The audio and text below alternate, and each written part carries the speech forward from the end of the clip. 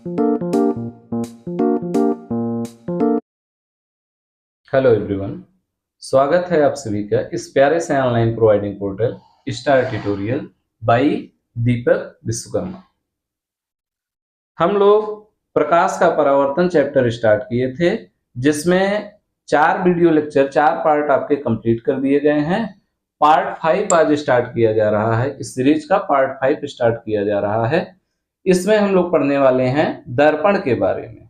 तो आइए सीखा जाए दर्पण क्या होता है। देखिए, दर्पण हम लोग बनाते कैसे हैं, उसी बात को हम लोग जरा सीखते हैं। दर्पण बनाने के लिए एक पारदर्शी कांच का टुकड़ा ले लीजिए, ट्रांसपेरेंट आप ग्लास मटेरियल ले लीजिए और उसके किसी एक तरफ आप कर दीजिए पॉलिशिंग, कलई कर दीजिए। तो ये जो निकाय, ये जो कांच का टुकड़ा पॉलिशिंग करके मिल रहा है आपको, यही किसका काम करेगा? यही दर्पण का काम करेगा। और अगर कांच का जो टुकड़ा ले रहे हैं एकदम स्मूथ है, एकदम समतल है, इस तरीके का, तब इसको हम लोग नाम देते हैं समतल दर्पण पॉलिशिंग करने के बाद। और अगर ये किसी खोखले गोले का कटा हुआ भाग है, पारदर्शी खोखले गोले का कटा हुआ भाग है, तब 2 पार्ट ऐसे मिल जाएगा। ये गोली दर्पण, चाहे ये पॉलिशिंग करने के बाद ये गोली दर्पण कहलाएगा। अब इसमें एक को हम लोग नाम दे देते हैं उत्तल दर्पण और एक को नाम दे देते हैं अवतल दर्पण। वो बात आगे करेंगे हम लोग। अभी आज के वीडियो लेक्चर में हम लोग केवल और केवल समतल दर्पण के बारे में डिस्कशन करने वाले हैं। तो फिर से पूरी बात, दर्पण कैसे बनेगा? दर्पण बनेगा, एक आप कांच का टुकड़ा लीजिए, ये कांच का टुकड़ा लेकर के ऐसे रखा गया है बोर्ड के परपेंडिकुलर, और इसके किसी एक तरफ आप पॉलिशिंग कर दीजिए। पारदर्शी कांच का टुकड़ा लिया गया, किसी एक तरफ आप पॉलिशिंग कर दीजिए। ये क्या कर दिया गया? ये पॉलिशिंग किया गया। हिंदी में इसको हम लोग कहते हैं कलई किया गया। और जब इधर पॉलिश कर दिया गया तो परावर्तन किधर होगा? जिधर पॉलिश नहीं किया गया है, माने इस पार्ट से इधर से परावर्तन होगा, तो इसको हम लोग नाम देते हैं परावर्तक पृष्ठ कहते हैं। परावर्तक पृष्ठ, इधर से ही परावर्तन होगा, इधर तो पॉलिश कर दिया गया, इधर कोई रोल ही नहीं है। और ये जो दर्पण बना है, यही आपका दर्पण है। ये जो दर्पण बना है, इसको हम लोग क्या नाम देंगे? समतल दर्पण। क्या नाम दिया जाएगा भाई? समतल दर्पण। और जो पॉलिशिंग करते हैं, ये हम लोग सिल्वर की लेपिंग करते हैं। सिल्वर, चांदी, इसकी लेपिंग की जाती है, इसी से कलई किया जाता है, या सिल्वर नाइट्रेट या रेड फास्फोरस, कुछ इस तरीके का। तो ये लेपिंग किया जाता है। तो ये जो बना है, ये निकाय, इसी को दर्पण कहेंगे। और दर्पण में कैसा दर्पण है? तो ये देखिए एकदम फ्लैट है, समतल है, तो इसको हम लोग नाम दे देंगे कौन सा दर्पण? समतल दर्पण। आगे पढ़ेंगे कि आप किसी खोखले गोले को काट करके आप बना रहे हैं। ये खोखला गोला लिया गया, इसको काट दे रहे हैं, और काटने के बाद ये 2 पार्ट मिलेगा। इधर आप पॉलिशिंग कर दे रहे हैं, तो इसको कह देंगे अवतल दर्पण, और अंदर की तरफ पॉलिशिंग कर दे रहे हैं, तो इसको कहेंगे हम लोग उत्तल दर्पण। ये आगे सीखा जाएगा। ये गोली दर्पण का भाग है, ये अभी हम लोग आगे सीखेंगे। आज की बात हम लोग केवल और केवल करेंगे समतल दर्पण के बारे में। तो हेडिंग लिखते हैं हम लोग समतल दर्पण। आज की हेडिंग क्या होगी भाई? समतल दर्पण। लिखिए, समतल दर्पण। इसको हम लोग बोलते हैं प्लेन मिरर। Plane mirror. समतल दर्पण क्या होगा? तो छोटा सा इसका डिफिनीशन है। डिफिनीशन हम लिख दे रहे हैं, वीडियो थोड़ा सा लेंदी न हो, इससे हम बार बार बच रहे हैं भाई। ये डिफिनीशन देखिए लिख दिया गया, ऐसा दर्पण जिसका परावर्तक पृष्ठ, परावर्तक पृष्ठ माने जिस भाग से परावर्तन हो रहा है, जिधर से परावर्तन हो रहा है, वो आपका कैसा हो? समतल हो, एकदम समतल, प्लेन हो, उसको हम लोग क्या नाम देते हैं? समतल दर्पण कहते हैं। फिगर से अगर इसको समझना चाहें तो ये देखिए, पारदर्शी कांच का पृष्ठ लिया गया, और इसको रखे कैसे हम लोग? ऐसे रखे हैं बोर्ड के परपेंडिकुलर। अब ऐसे तो बना नहीं पाएंगे, तो हम लोग ऐसे लाइन खींच दे रहे हैं, और इस पर हम लोग ये इस तरीके का ऐसे डाट बना रहे हैं। इसका मतलब इस पर ये पॉलिशिंग किया गया है, कलई किया गया है। और ये इधर वाला भाग जिधर पाल्सिंग नहीं किया गया, ये इधर से परावर्तन होगा तो इसको हम लोग नाम देंगे परावर्तक पृष्ठ। और इधर कलई कर दिया गया, कलई किसका करेंगे? सिल्वर का, चांदी का हम लोग लेपिंग करते हैं, पाल्सिंग की जाती है। और यही इसको हम लोग क्या नाम देंगे? यही जो सिस्टम निकाय बना है इसी को हम लोग कह देंगे समतल दर्पण। समतल दर्पण। छोटा सा ऐसे फिगर भी बना लीजिए, डेफिनेशन नोट कर लीजिए, ये छोटा सा फिगर भी बना लीजिए। अब हम लोग बात करते हैं इसके प्रॉपर्टी की। इसको इरेज कर दे रहे हैं। इसकी प्रॉपर्टी क्या होती है, इसका गुण क्या होता है, इसके बारे में हम लोग चर्चा करते हैं। हम लोग समतल दर्पण के गुण के बारे में सीखते हैं। तो इसमें पहली प्रॉपर्टी जो है क्या, कि समतल दर्पण में हमेशा और हमेशा जो आपका प्रतिबिंब है ये आपका हमेशा और हमेशा कैसा बनता है? सीधा।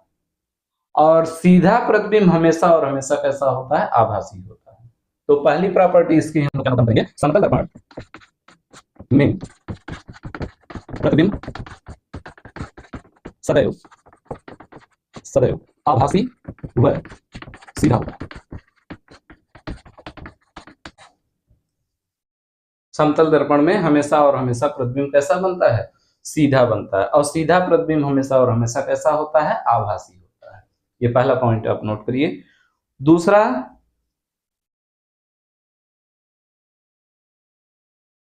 दूसरी प्रॉपर्टी इसकी जो है, दर्पण से वस्तु की दूरी व दर्पण से प्रतिबिंब की दूरी सदैव बराबर। क्या कहा गया भाई? कि जितने दूरी पर दर्पण से आपका वस्तु होगा उतने ही दूरी पर प्रतिबिंब इसका दर्पण के अंदर प्रतीत होगा। दर्पण से जितने दूरी पर वस्तु होगा उतने ही दूरी पर इसका प्रतिबिंब आपको फील होगा। ये दूसरा पॉइंट आप नोट करिए। तीसरा पॉइंट लिखा जाए,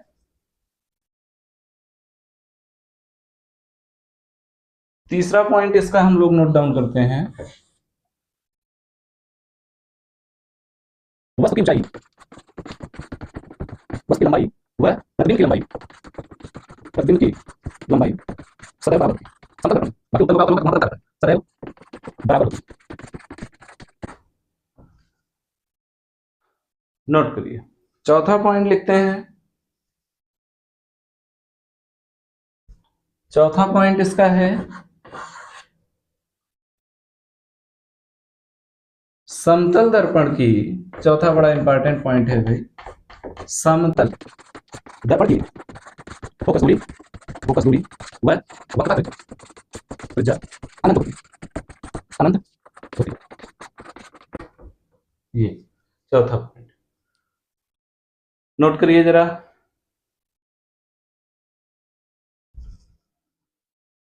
पांचवा पॉइंट आपको क्या बता रहे हैं, जरा पहले इसको सुनिए, समझिए, फिर उसके बाद हम लोग नोट डाउन करते हैं।